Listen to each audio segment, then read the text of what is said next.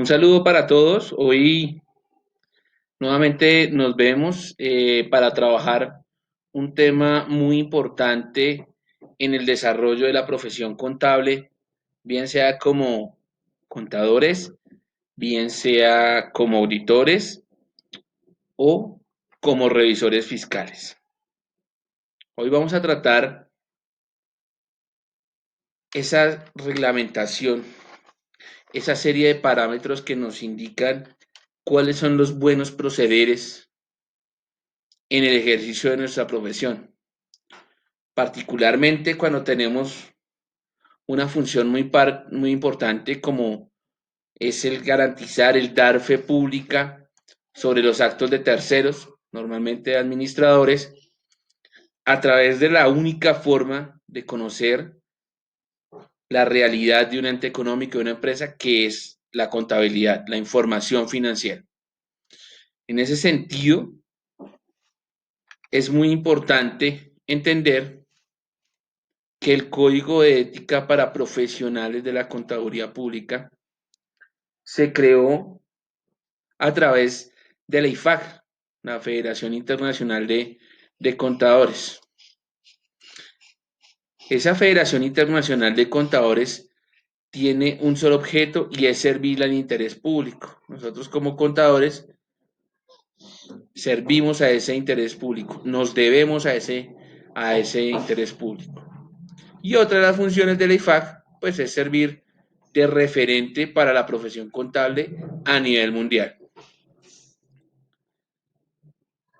Y como un miembro integrante de esa federación, pues también existe el IESBA. El IESBA, por sus siglas en inglés, es la entidad que regula todos los elementos éticos de la profesión. Esas normas éticas pues deben ser de alta calidad. ¿Por qué de alta calidad? Porque pues una norma de alta calidad requiere que la persona que la vaya a cumplir pues tenga unos componentes éticos bastante altos. Ahora, cuando hablamos de que sea de interés general, nuestra profesión contable, hablando en términos de responsabilidad, eso también hay que resaltarlo, cuando hablamos en términos de responsabilidad. Resulta que es que esa responsabilidad no solamente es con nuestros clientes, sino con el público en general. Nosotros normalmente, o las personas relacionan esos servicios que generamos desde la parte contable para nuestros clientes y no. De hecho, luego vendrá, pues ya, y ya lo hemos avanzado, de pronto en algún momento en antecedentes de la revisoría fiscal, de las dos escuelas del control, de la escuela del control latino, de la escuela de control anglosajón, en donde miramos que la escuela del control anglosajón es un poco más hacia el cliente y la escuela del control latino va más hacia una función del Estado. Sin embargo, en cualquiera de los dos casos, lo que sí se tiene en común es esa función, no solamente desde lo particular, sino que va más hacia allá, hacia lo laboral. Y obviamente, independiente de qué, de los vínculos laborales o de los compromisos que existan. O sea, eso queda a un lado y lo que prima es el interés general de la calidad de la información, porque en últimas lo que estamos es o como contadores procesando información con calidad y como auditores o revisores fiscales siendo una segunda opinión sobre esa calidad del trabajo. En últimas, lo que nos une acá y más adelante lo vamos a ver es una sola cosa y es la confianza. Ese finalmente es el común denominador de ese trabajo desde la ética. Entonces, si partimos desde lo particular hacia lo general, pues lo particular es ese comportamiento ético del contador. Ya más adelante vamos a ver en qué se diferencia desde la parte ética, desde la parte moral, cuál es esa aplicación en los diferentes escenarios del contador público.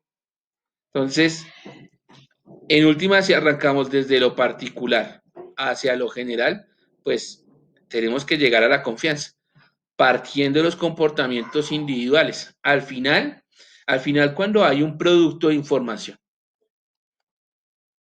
llamémoslo estado financiero, al final ese producto es la suma de qué? Es la suma de decisiones, ¿cierto? Desde la parte administrativa, desde un primer complemento de procesamiento de la información por parte del contador y el de una aprobación previa por parte del consejo directivo. Eso es la suma de un trabajo, esos estados financieros, ese insumo. ¿Hacia dónde van? Pues hacia una asamblea. Entonces, al asamblea, entonces, al dirigirse hacia allá, ¿cierto? Pues los dueños de esa entidad buscan que esas cifras tengan credibilidad. Y esa credibilidad pues implica una confianza sobre esas cifras. Pero resulta que la misma norma financiera nos dice que es que los usuarios de esa información no solamente son los socios, sino también está el Estado, inversionistas, proveedores, en fin. Entonces el código de ética nos da esas pautas para saber cómo debemos actuar. El origen del código de ética del contador público tiene fundamento, tristemente, en los diferentes fraudes que se han presentado a nivel mundial, particularmente del sector financiero. Eso tiene una consecuencia. Entonces estamos acá. En el sector financiero, pues si usted le suma a eso fraude, ¿qué va a pasar con la credibilidad? Pues va a disminuir. Pero resulta que en el medio de este sistema financiero y el fraude estamos nosotros como contador. ¿Cuál es la otra parte que está ahí? Claro, la administración. Y normalmente la administración, pues es la entidad que en muchos casos comete el fraude, no en todos. Pero resulta que a pesar de que la administración en muchos casos es la que comete el fraude, pues nosotros somos los encargados de darle validez a esa información. Y si nosotros no actuamos dentro de esos parámetros éticos, pues de entrada vamos a tener dificultades. Y esas dificultades tienen un impacto, el principal impacto medido en términos de confianza. Dentro de este papel que hablamos acá los contadores, pues podemos ser a nivel de contadores como procesamiento de la información, a nivel de revisor fiscal o a nivel de auditor. Entonces, si tenemos un contador a nivel de procesamiento de la información y a eso le sumamos un revisor fiscal o le sumamos un auditor, y a pesar de todo encontramos esos o no en todos los casos, pero en esos casos particulares de fraude se han encontrado, pues mire que estamos frente a diferentes aspectos que dañan la confianza. Primero, desde el administrador, por algo que se conoce con el principio de buena fe. Entonces, nosotros partimos de la buena fe de las actuaciones. Sin embargo, por ejemplo, en estos términos, la ley 222 del 95 entrega la responsabilidad de la contabilidad al administrador. Entonces, si es en términos de confianza, principio de buena fe, el administrador, mal. Sí, en caso de fraude, ¿no? Si tenemos al contador, ¿cierto? Pues estos principios éticos en la ejecución de su trabajo también hay un inconveniente. Y si para rematar el revisor fiscal o el auditor, en su opinión, también cohonesta, recuerden en temas de cohonesta, bien sea por un tema de auditoría, por un tema de detección o por un tema de dolo, pues este efecto acá, al final, tres componentes definitivamente están generando una pérdida de confianza. Entonces, para nosotros desde la parte financiera, pues no podemos controlar todos. ¿Cuál podemos controlar? Este trabajo del contador, ¿cierto? Con sus principios éticos y este trabajo del revisor fiscal o auditor desde la parte de su opinión. Ese es el fundamento del código de ética para la profesión contable. Somos afortunados, podemos trabajar como contadores, como auditores, como revisores, como consultores, en fin.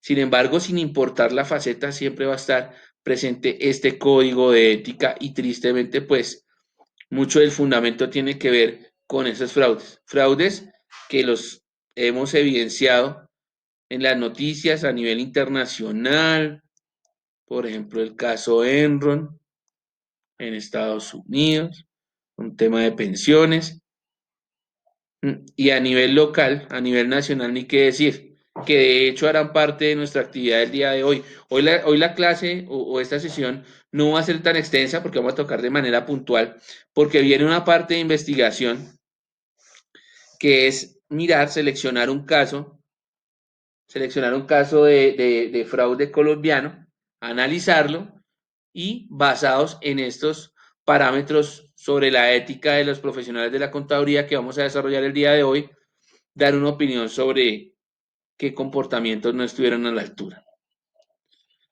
Entonces, desde la parte nacional, por ejemplo, tenemos fraudes como el de Interbolsa, tenemos fraudes como el de la Ruta del Sol, tenemos fraude, por ejemplo, el tema de los NURE acá en Bogotá, otro fraude, por ejemplo, el cartel del papel higiénico.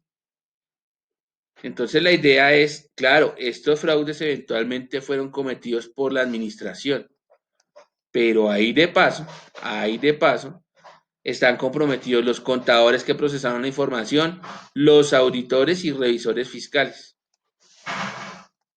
Inclusive aquí hay un fraude que es un poquito, si no el más grande, que es el de Reficar.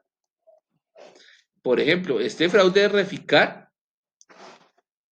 le ha costado a una de las famosas Big Four, las 4 empresas más grandes de auditoría, una de ellas perdió una buena tajada de mercado porque siendo empresa auditora, no omitió una opinión con salvedad o una abstención de opinión frente a todo lo que hoy se conoce. De hecho, dentro de las noticias salió que ellos pidieron un tiempo para rectificar esa opinión. Entonces, tristemente, al verse afectada esa credibilidad, pues es necesario generar unas pautas para el desarrollo de ese trabajo, por lo menos desde la parte ética, ¿cierto? Porque cuando hablamos del contador, pues el contador tiene que desarrollar una serie de competencias, una de ellas es la ética, competencias a nivel contable, competencias a nivel de auditoría, a nivel de costos, competencias a nivel de estado financiero, en fin. Hoy vamos a hablar de las competencias que tienen que ver con la ética y esto como un preámbulo de lo que queremos desarrollar. Entonces, cuando hablamos de un código de ética,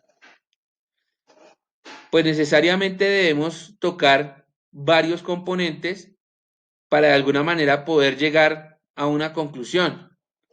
Entonces, si hablamos de código de ética, pues analicemos estos dos pasos, código y ética. Entonces, ¿qué es un código? Pues el código en general, sin importar si es de ética o no, es un cuerpo de leyes que forma un sistema completo normativo sobre una materia en particular. Por eso tenemos código de ética, código civil, código sustantivo del trabajo, código comercio, en fin. Entonces es ese cuerpo de leyes con una normatividad específica para alguna materia en particular. Eso es un código. Ahora, acá desde la parte ética, bueno, ¿qué es la ética? Porque muchas veces tendemos a confundir la ética con la moral. Y es normal. Normal no con el ánimo de decir, está bien que lo confundamos, pero con el ánimo de decir, sí, vas a seguir. Pero nosotros ya desde la parte contable, por lo menos desde nuestro ejercicio profesional al hablar de ética, pues debemos tener en cuenta que la ética es muy diferente de la moral. Primero porque la ética se encarga de qué? De hablar sobre la conducta humana. Esa conducta humana, ¿a través de qué? De identificar esos comportamientos morales.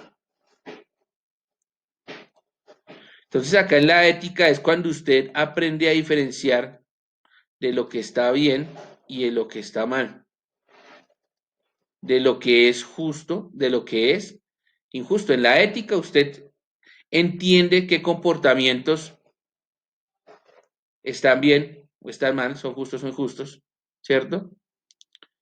Sin embargo, esos comportamientos en un contexto mundial pueden ser subjetivos, pueden estar sujetos a esos juicios de valor. Entonces viene un complemento importante que es la moral. Y la moral ya sí se mide desde un contexto general. Entonces la moral son aquellas reglas, a reglas que usted sigue para qué, para no obrar mal, ¿cierto? Y evitar obrar mal. Quiere decir que cuando usted habla de ética o moral, la parte moral son aquellas normas que le dicen, mire, esto no está bien, a partir de unos preceptos sociales o unos preceptos profesionales. Y luego viene el complemento que es usted desde la parte ética como profesional, ¿cierto? En el tema de la toma de decisiones, tomar la decisión si va a cumplir con esos conceptos morales o no. Partiendo de que desde el punto de vista ético usted ya puede identificar si lo que está haciendo está bien o no. Entonces, si desde la parte moral le dicen, mire, usted debe tener integridad en el desarrollo de su profesión. Bueno, ok, definamos integridad, que el 8 lo vamos a definir más adelante, y usted desde la parte ética define si lo va a trabajar así o no lo va a trabajar así. En pocas palabras, la ética depende de la persona directamente y la moral depende del entorno, depende del entorno. Entonces yo puedo tener comportamientos que éticamente en algún momento puede que no sean considerados ni buenos ni malos, no tan buenos, no tan malos, pero que moralmente estén aceptados. Y caso contrario, puedo tener comportamientos que estén aceptados, ¿cierto? Desde la moral, pero que éticamente uno puede entender o que son injustos o que están mal. Por ahí había algo que decía que si todo lo justo era bueno o si todo lo bueno es justo. Colocaban un ejemplo que pues no lo puedo colocar porque estamos en un ambiente académico, pero si se cuestiona es todo lo bueno es justo. Normalmente uno dice sí, hay casos de casos. Y cuando tenemos claro el tema del código, tenemos el tema de la ética y de la moral, pues hablemos del código de ética. Entonces el código de ética, pues con la definición de código, pues es un cuerpo de leyes, ¿sí? ¿De qué? De normas sobre el comportamiento moral del hombre en la sociedad. Para nuestro caso, tema específico del sector contable.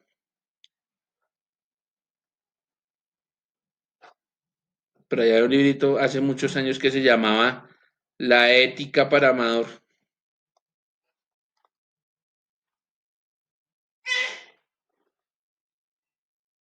La ética para Amador. Entonces, desde la parte profesional contable,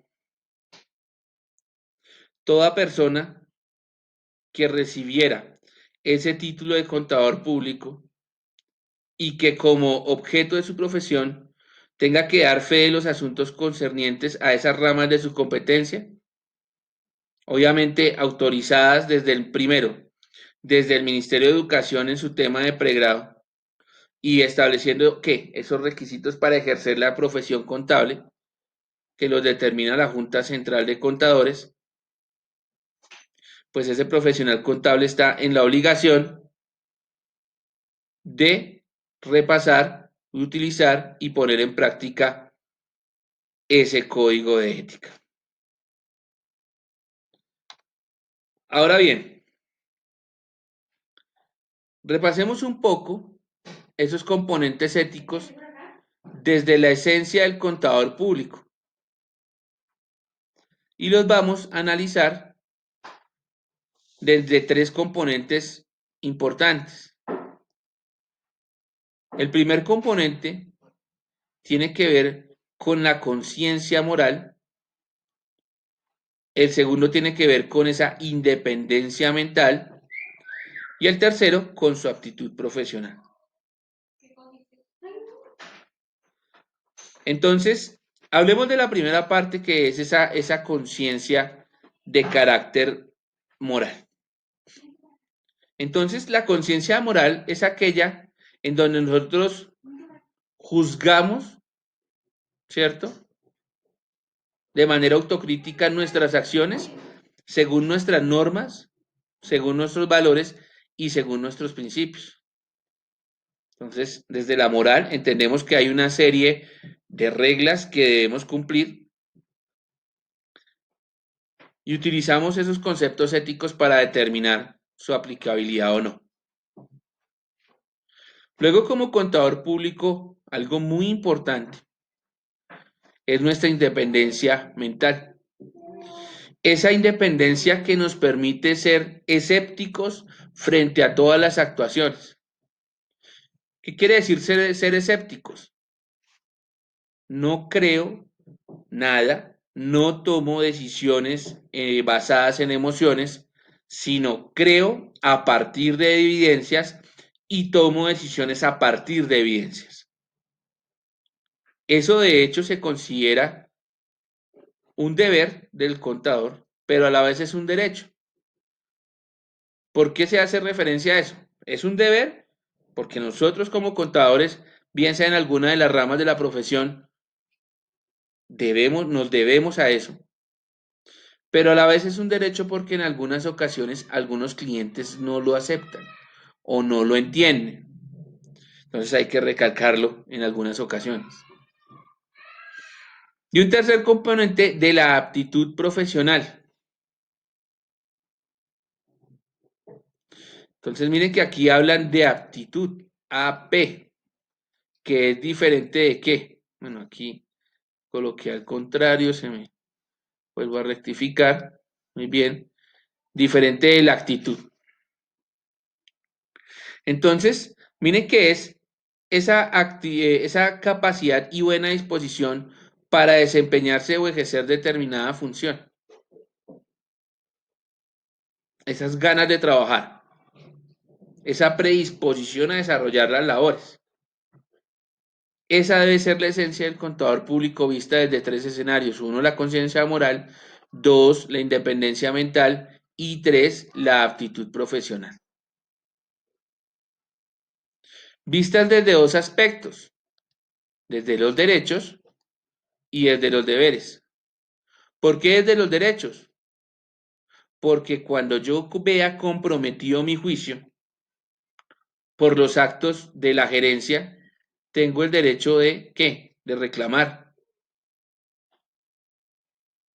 ¿Reclamar qué?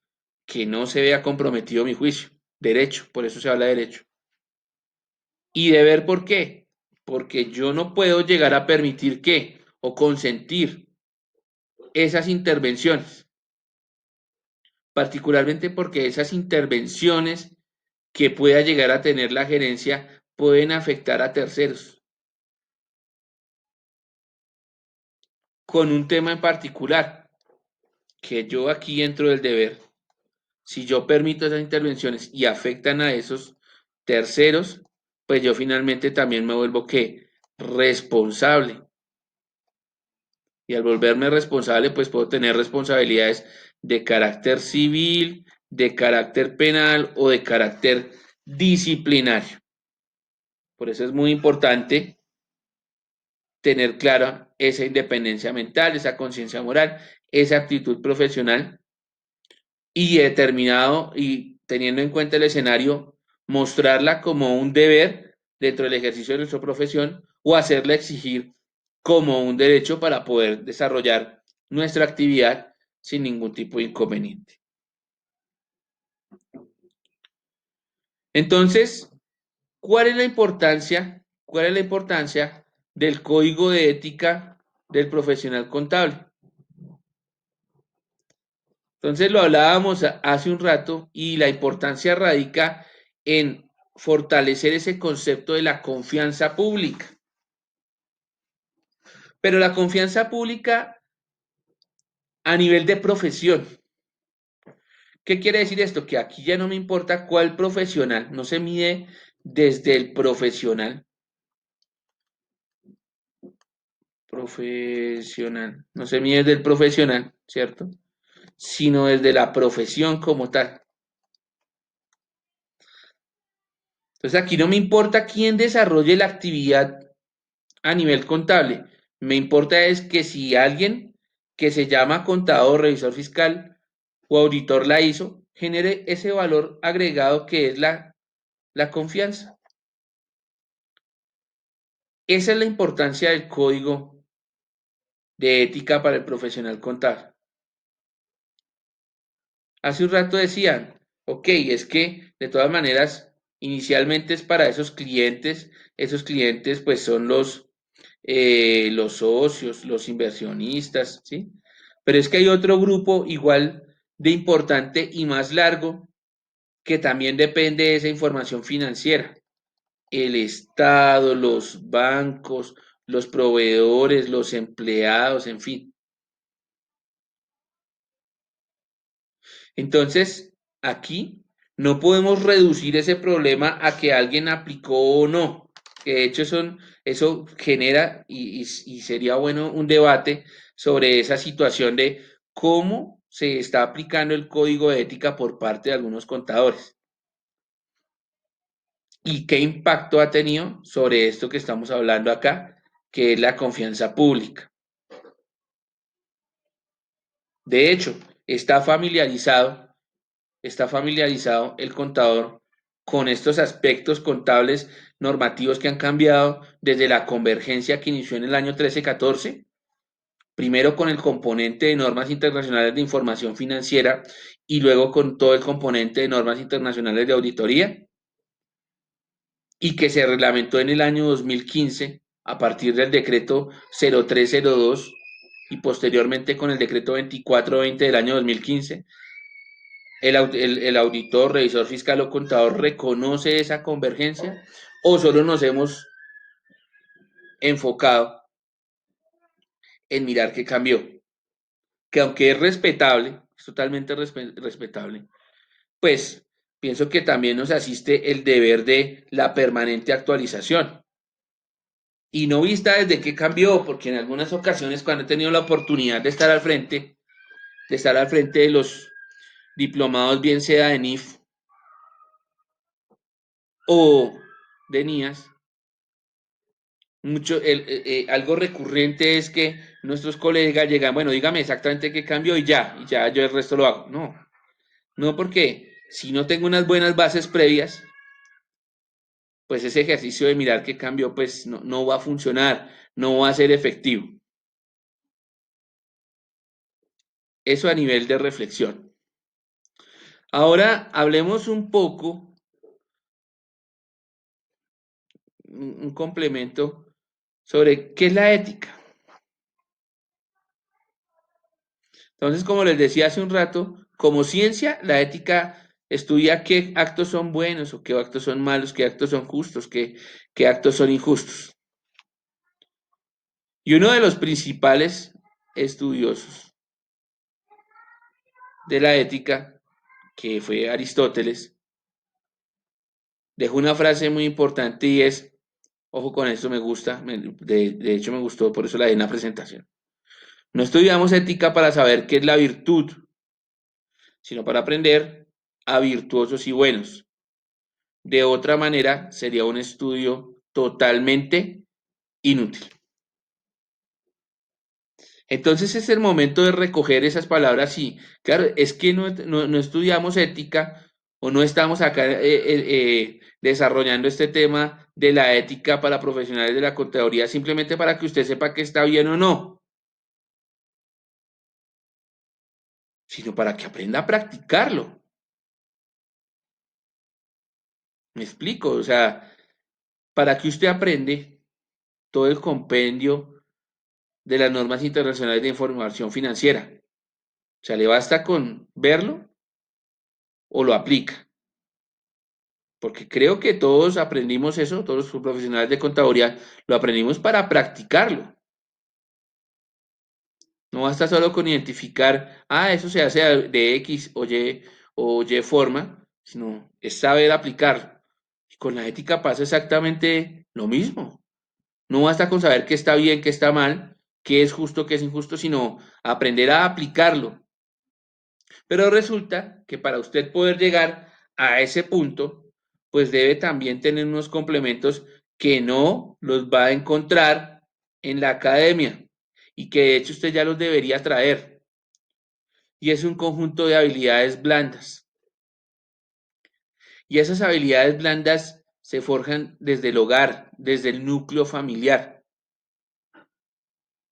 La confianza, el respeto, la disciplina, el cumplimiento, en fin. Todo eso hace parte de esas habilidades blandas.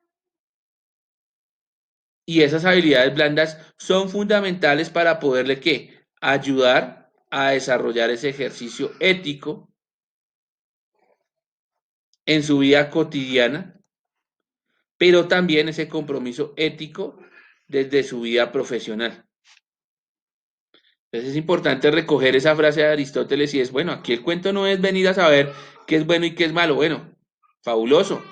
Aquí el cuento es que lo pongamos en práctica. Y es una responsabilidad que nos asiste como profesionales. A veces las personas se indignan, las personas de un gremio como tal, se indignan y con toda razón cuando se generaliza. Y en ese ejercicio de generalizar sea porque a veces los comportamientos éticos no son los más adecuados. Lo ve uno con la policía, lo ve uno dentro del mismo gremio de los contadores, dentro de otros gremios en donde no hay unos comportamientos éticos ni morales, y eso recae en que la confianza de las personas disminuye y como estamos hablando de confianza y la confianza se mide en términos generales y no en términos particulares, pues caemos y tristemente va a pasar en la generalización. Entonces, si nosotros no generamos esa confianza, no van a hablar del contador X, ¿cierto? Ni van a hablar de la contadora Y, sino van a hablar de todo el gremio de contadores. Y eso es lo que buscamos sensibilizar hoy desde este componente ético.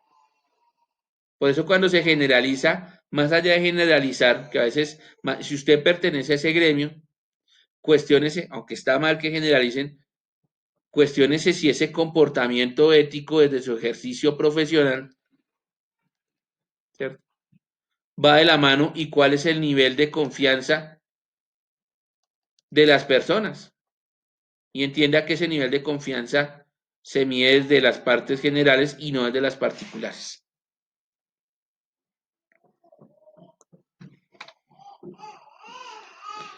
Ahora bien,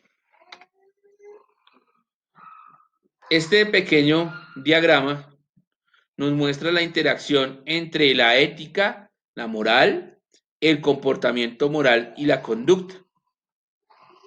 Entendiendo que en este primero es que diferenciar entre lo que está bien y lo que está mal, ¿cierto?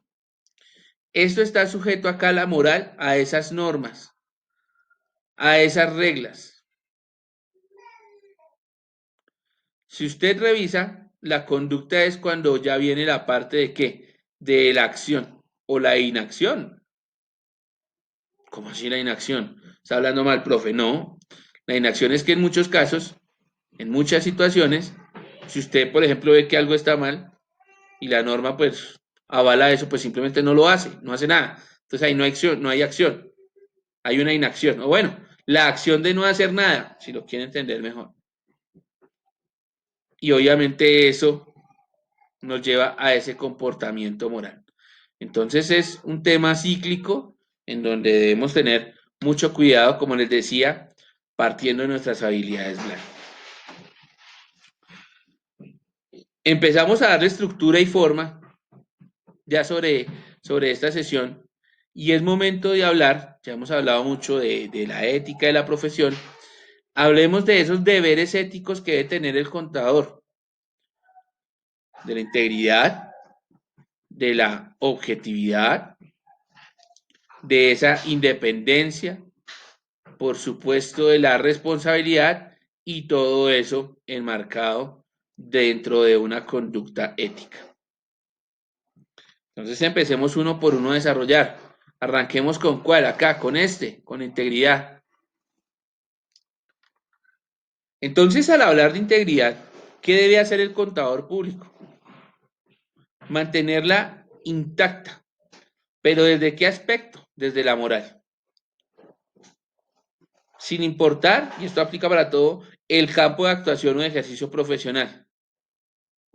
¿Qué esperamos de una persona íntegra? De una persona íntegra esperamos rectitud, probidad, honestidad, dignidad y sinceridad en cualquier circunstancia. ¿Qué quiere decir en cualquier circunstancia? Sin importar si lo ven o no lo ven. Entonces, íntegro, ¿cierto? En la aplicación de esos principios éticos y de esa moral, sin importar si lo ven o no lo ven, sin importar si se va a evidenciar o no, usted lo debe mantener siempre. Voy a colocarlo un ejemplo como si fuera mío, pero lo, lo, lo recibí en una conferencia de un personaje muy querido, señor Kenji Orito, y decía algo así como, iba yo a las 3 de la mañana camino a mi casa, ¿sí? Iba en mi carro y llegando a la casa quedaba un semáforo. Cuando llegó al semáforo, o cuando llegué al semáforo, el semáforo estaba en rojo a las 3 de la mañana. No pasaba ningún carro, solamente había un carro parqueado. Cuando iba llegando al semáforo me causó curiosidad porque era el carro de mi señor padre. Entonces cuando llegué, frené disimuladamente, paré, al ver que era mi padre, que también llegaba tarde a la casa porque se encontraba en un compromiso, le dije, crucemos el semáforo que está en rojo, no hay nadie, y lleguemos a la casa rápido. Qué contestó el padre o qué contestó mi padre si yo soy el que estoy dando el ejemplo? Dijo, no, eso está muy mal. Yo le contesto, pero no está mal, todo, nadie nos está viendo, no hay problema. Y el señor dijo, hay un problema, yo sí me estoy bien y yo sé que está mal. A eso hace referencia que la integridad. Toda esta serie de cualidades, honestidad, rectitud, probidad, dignidad, pero no porque me estén viendo, sino porque realmente es el deber ser. Es como esas personas que hacen colaboraciones de mercados, pero los graban y los suben a las redes sociales. Eso no es ser íntegro. Tal vez es ser colaborador, de alguna manera, pero íntegro no.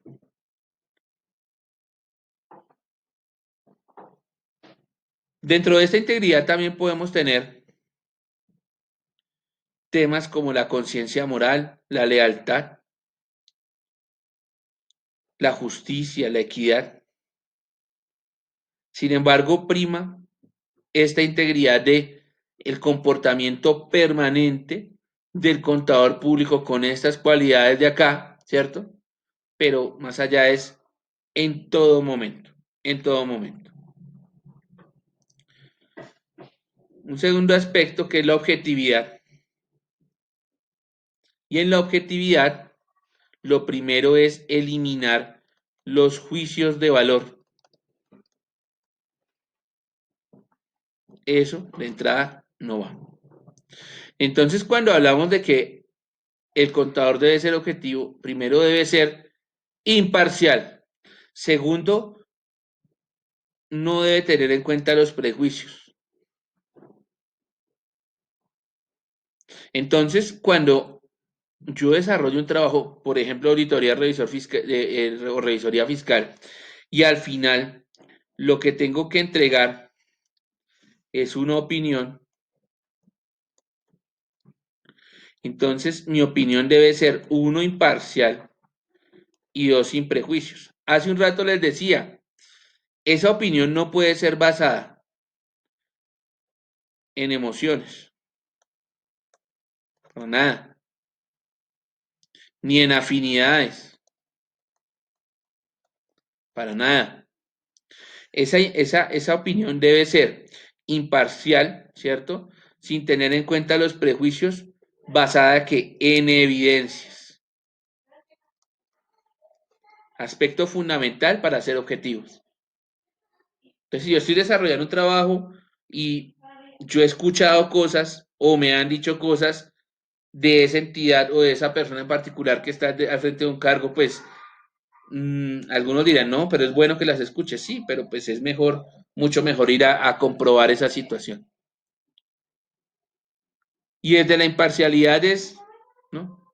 Esa objetividad requiere una imparcialidad, es analice toda historia, toda situación tiene dos puntos de vista. Analice los puntos de vista, analice los pros y los contras de cada situación. Si quiere ir más allá, hágale un DOF a cada situación y al final usted va a llegar a una conclusión, pero repito, usted será imparcial siempre y cuando lo haga a partir de las evidencias. Y pues esto obviamente tendrá mayor importancia si, por ejemplo, vamos a hablar de certificar estados financieros como contador o dictaminar estados financieros como auditor o revisor fiscal.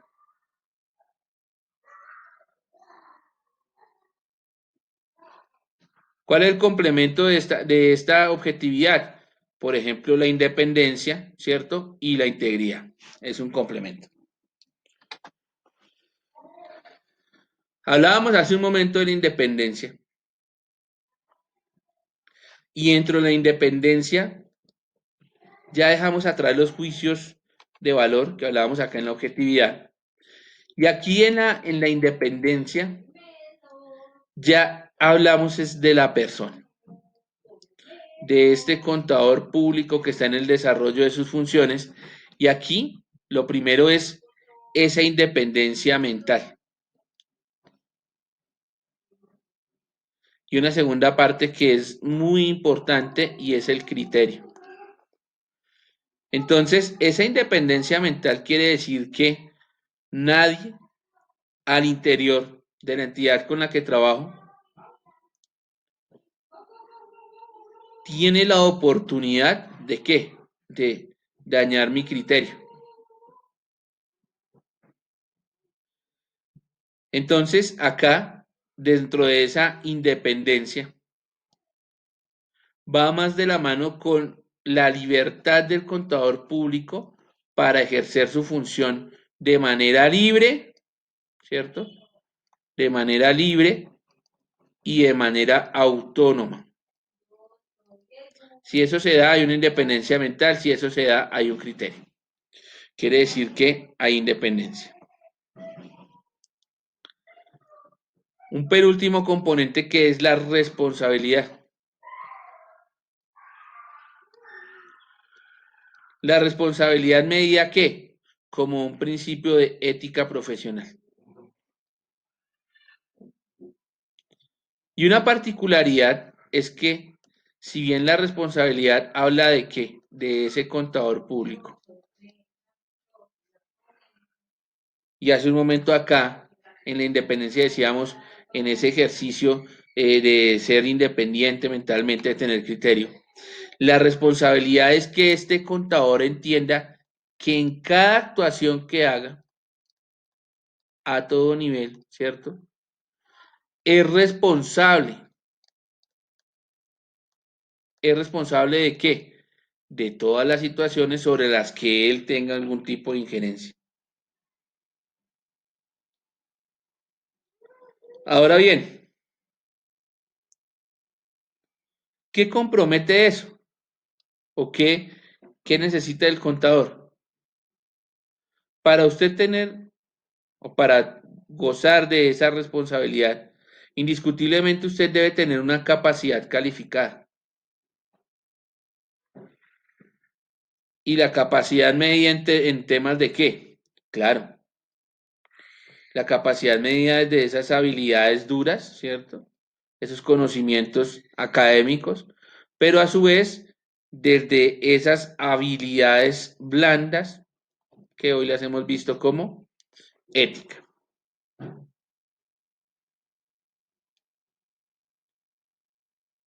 Entonces, ese compromiso que existe entre el usuario o cliente y el contador público, si bien se busca se genere confianza, es un tema de una responsabilidad que es compartida.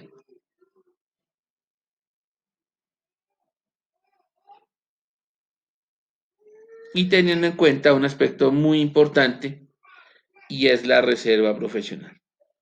Al manejar información de carácter privilegiado. Ya desde otra parte hablando de la conducta ética, pues la conducta ética usted la puede resumir en dos o tres cosas puntuales. La primera, que el contador se abstenga de realizar que cualquier acto que pueda afectar negativamente, primero, la buena reputación de la profesión contable, obviamente de su reputación, y que tenga siempre en cuenta que tenemos una función social en el ejercicio de la profesión. Que no olvide que dentro de esa conducta ética nosotros buscamos la verdad en forma totalmente objetiva. ¿Qué requiere ser objetivo? Pues basado en criterios, basado en imparcialidad, ¿cierto? Sin importar la característica del trabajo que esté desarrollando.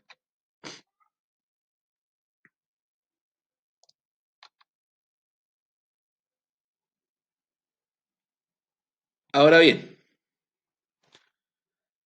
quiero cerrar con esta situación y a manera de ejemplo, quiero que resaltemos estas infracciones al código de ética o qué se puede considerar una infracción al código de ética. La primera, la inobservancia de lo preceptuado en este código. ¿Qué es la inobservancia? Que usted definitivamente ni o no lo entendió o ni se preocupó por entender. Otra infracción al código de ética es que a pesar de saberlo, usted encubra un hecho en el cual usted sabe que debería manifestarse. Quiere decir que con este, al omitir esos comentarios de su opinión. Otra infracción al código de ética puede ser aceptar arreglos indebidos con sus clientes o con cualquier organismo, o aprovecharse de su profesión para conseguir beneficios para su labor. O por el contrario, cuando ofenda de palabra o hecho a sus colegas o a las instituciones que agrupan a nuestros colegas. Esas pueden ser infracciones al código de ética. ¿Y qué comportamientos o en qué escenarios, para terminar, en qué escenarios, en qué escenarios va a trabajar el contador ese código de ética? Pues en las relaciones, uno, con sus clientes, ¿sí? Dos, con sus propios colegas y tres, con las agremiaciones de colegas de nosotros. Para terminar, ¿cuál es la actividad del día de hoy? La actividad del día de hoy es, yo les voy a entregar 4 casos de corrupción en Colombia, les voy a dar un quinto por si lo quisieran revisar. Y usted escoge uno de estos casos de corrupción, el caso Interbolsa, o el caso de la Ruta del Sol, o el caso de los hermanos Nule, o el caso del cartel de papel higiénico, o si lo encuentra y le gusta más, puede tomar el caso de la refinería de Cartagena, Reficar, no Refisal, Reficar. Y teniendo en cuenta todo este contexto que hemos desarrollado de la parte ética, pues realice un análisis y exprese qué requerimientos éticos y qué alcance de la profesión no se dio. ¿Cuál alcance? Pues acá que creo que me alcancé a pasar esta diapositiva. Dentro del alcance de profesión, pues son esas relaciones del contador público con sus colegas, ese contador que trabaja de manera independiente, del contador público bajo dependencia, ¿cierto? O sea, que lo contratan, y el contador público con el gremio. Teniendo en cuenta esos, esos alcances. Entonces, revise el tema, revise el fraude, ¿cierto? Usted dirá, pero es que el fraude lo hizo la persona encargada. Sí, pero recuerde que el contador estuvo ahí de la mano. Recuerde que el revisor fiscal emitió una opinión y a pesar de todo hubo fraude. Entonces, analice todo ese comportamiento del auditor, del revisor fiscal, del contador. Analice los requerimientos éticos, el alcance de la profesión y en la plataforma entregue su opinión directamente. La opinión, pues, una opinión de lo que se espera de un estudiante juicioso de contaduría pública, que no sea de 3 renglones, tampoco queremos una monografía, una ponencia, pero sí una opinión basada en aspectos de la ética y ojalá tomando datos del fraude. De mi parte no es más, con esto cerramos hoy nuestra sesión de código de ética para profesionales de la contaduría. Muchas gracias. No olviden en redes sociales, Nacho Contable, lo encuentran por YouTube o por Facebook. ¿Listo? Un abrazo para todos y que estén bien.